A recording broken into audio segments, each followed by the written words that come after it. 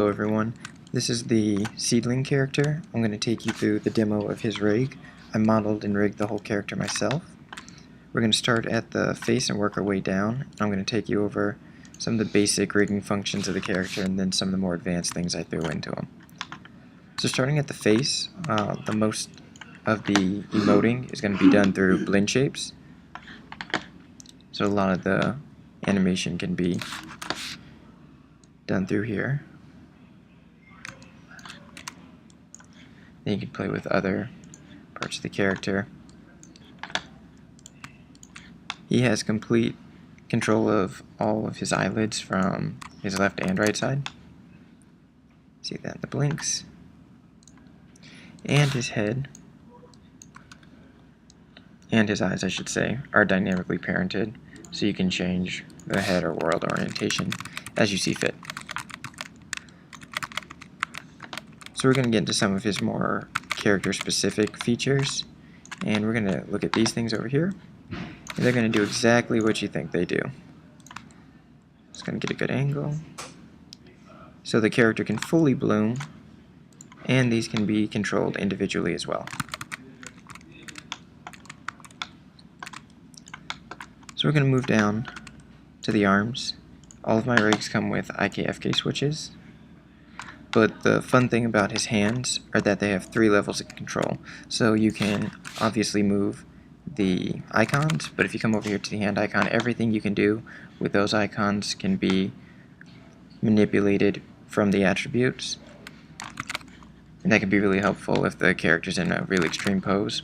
You'll also be able to get your full finger curls, and that ability to push the finger past that breaking point has been implemented because he's a very stylized leaf-like character, and I really wanted that feel to push through on the rig. So you can also do that same thing with a sway side to side, and that works for any of the other fingers. Now for more of the advanced features for this guy, he's really cute and I wanted to capitalize on that, so I gave him a really squashy rig. And that's just what his torso can do. If you come down here, I did something a bit different, but got a really nice effect for his feet. And you can, as an animator, choose to do this after you've done your primary block out. You can use this to mainly drive the character, and then the animators can come through, and they can even choose where the squash takes place. So if they want to push it upwards, they can do that, or if they want to push it downwards, they can do that. Alright, so now I'm going to show you some of the cool features on this cape. First off, he has a dynamic FK cape. So I'm going to turn off the body and show you some of that. And his spines are still able to be controlled through there while it's FK. Or dynamic, I'm sorry.